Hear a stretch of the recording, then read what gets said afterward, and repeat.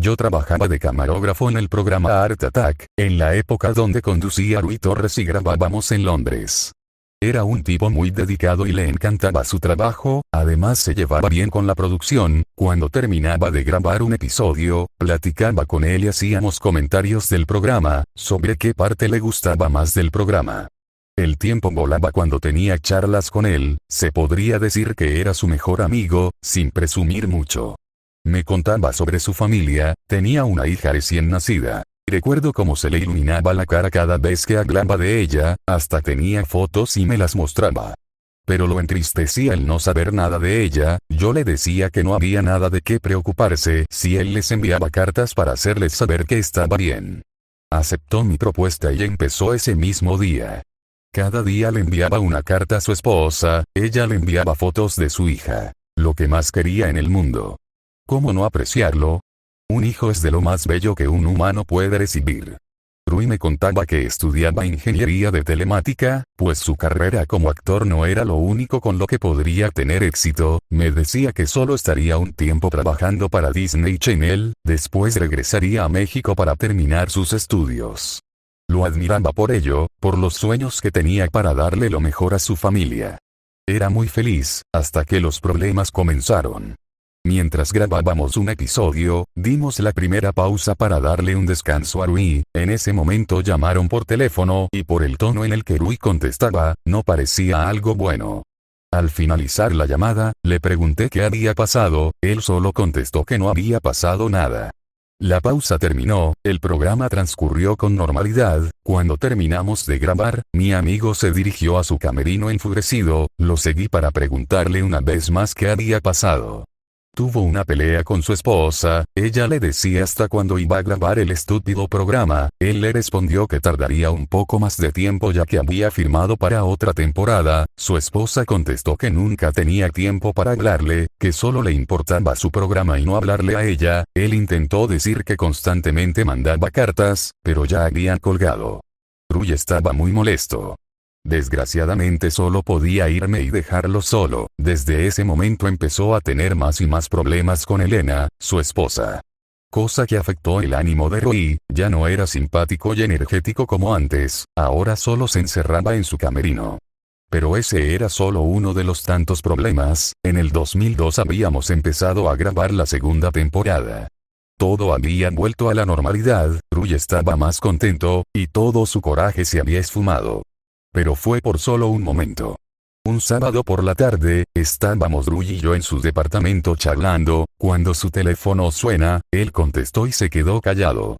Su mirada comenzó a cambiar hasta que emite un grito leve y cuelga el teléfono.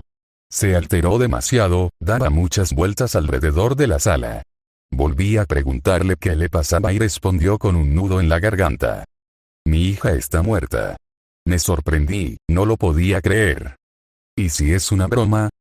No, me llamaron del hospital preguntando por mí. Al parecer, su hija había sufrido una fuerte pulmonía, no pudieron actuar a tiempo. Culpaba a su esposa, era lo único que hacía. Tuvo que viajar a México para declarar el cuerpo de su hija. Quizás se trataba de otra persona, pero no fue así, su hija estaba muerta. 2 semanas después Rui volvió a Inglaterra, a los estudios de Disney Channel. Me alegraba que esté de nuevo aquí, pero su tirada era otra. Después del funeral de su hija, su esposa le pidió el divorcio. Ella ya tenía una nueva vida con otro hombre. Rui estaba destrozado.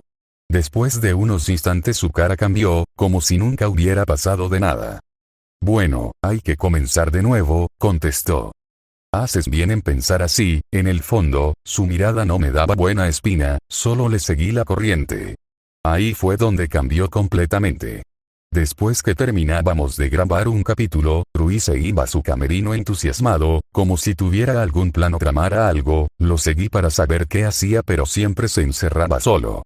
Apenas podía pegar mi oído a la puerta de su camerino y escuchar, se oía que hablaba con alguien, murmuraba e incluso reía de una forma macabra. Un escalofrío recorría mi espalda cada vez que lo sentía. Así estuvo por meses mientras se grababa la segunda temporada. Todos en el estudio notaban su cambio, agredía a productores y otros trabajadores, los amenazaba y les gritaba. Cuando la segunda temporada estaba por terminar, decidieron que Rui ya no podría seguir trabajando ahí por su conducta irremediable. Ese mismo día lo llamaron y le dieron la carta de renuncia. Rui estaba tan molesto que se lanzó contra el productor, lo estaba ahorcando. Llamaron a los guardias y lograron sacar a Rui. Él gritaba: "Acaban de perder lo único bueno de su canal, imbéciles". Gritó por todo el estudio, hasta que no se escuchó ni una palabra más. Muchos trabajadores habían renunciado por la conducta de Rui. Los que quedaban, temblaban de miedo y rezaban para que no les hiciera daño. Yo solamente guardaba la calma y evitaba causarle problemas. Nunca me imaginé que perdería un colega. Aunque seguía trabajando ahí. Habían pasado 4 meses desde la renuncia de Rui. Empecé a investigar en dónde se encontraba. Patty, una amiga del estudio, me contó que Rui se había trasladado a México, tenía que terminar su carrera de ingeniero en telemática, y quizás volvería a rehacer su vida. Me pareció extraño, ya que por la mentalidad de Rui, dudo que él tuviera capacidad como para seguir estudiando, mucho menos para tener una familia, pero decidí dejar a Rui, que hiciera lo que le dé la gana con su vida. Yo aún tengo la mía. Varios días después, cuando llegaba del trabajo, sonaba el teléfono. Cuando contestaba, no se escuchaba a nadie del otro lado, colgaba el teléfono y las llamadas continuaban, así por meses. Hasta que un día dejé de recibirlas, para dejar de molestarme por teléfono y ahora empezar a hacerlo por correo electrónico. Recibía alrededor de 200 mensajes por día, solo decían: "Ayúdame, estoy solo".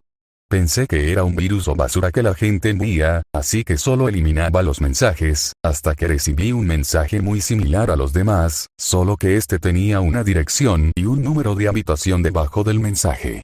Me dije a mí mismo que era otro mensaje basura, pero mi curiosidad era muy grande. Anoté la dirección, salí de mi casa y me llevó hasta un edificio. Cuando entré, empecé a buscar la habitación 203, subí las escaleras. Había hallado la puerta, me paré enfrente y comencé a golpearla. Para mi sorpresa no contestaba nadie, así que tomé la perilla para comprobar si estaba cerrada. Cuando toqué el picaporte, un escalofrío recorrió mi espalda. Sentía el ambiente negativo, pesado, que sofocaba. Di vuelta a la perilla fácilmente. Lo que había detrás de la puerta era un departamento desordenado y sucio. Era difícil caminar por la sala, había muchas cosas tiradas en el piso, además de un putrefacto olor a animal muerto que venía detrás de una puerta. La abrí lentamente, no podía creer lo que veía. El cadáver desnudo de una persona. Me horroricé demasiado, me acerqué para ver quién era. Era Rui. Tenía una nota pegada en su pecho. Sé que cometí errores, nunca debí comportarme de esa manera. Estoy tan arrepentido que mi única salvación es acabar conmigo, ya no hay otra salida. Miré su rostro una vez más, lloré sin consuelo como pocas veces en mi vida. Estaba a punto de irme. Pero el olor era más fuerte, provenía del baño. Cuando abrí la puerta, vi 2 cadáveres desnudos de 2 jovencitas, sumergidas en una tina de sangre, estaban desmembradas. Salí pálido de la habitación. Cuando volví a toparme con más cuerpos. Estaba sofocado, como si algo me impidiera salir de ahí. Traté de correr, pero era difícil. Cuando llegué a la salida, salí corriendo. Para mi suerte no había nadie en el edificio. Bajé las escaleras rápidamente, pero aún tenía en mi mente esos cuerpos. Empecé a escuchar risas que me alteraban más y más hasta que desperté. Estaba en el hospital, el doctor estaba en la habitación. ¿Qué pasó?, le pregunté. Un inquilino del departamento lo trajo porque lo halló en las escaleras desangrándose. Pronto te pasaremos a la sala de cuidados intensivos para monitorear tu avance. Debes descansar. Cerró la puerta. En ese momento apareció una silueta bastante familiar. Rui. ¿Cómo te encuentras?, me preguntó. Estoy bien, por suerte. ¿Cómo estás tú? Aún no me acostumbro a estar muerto. Ya te acostumbrarás. No pasó más de un mes.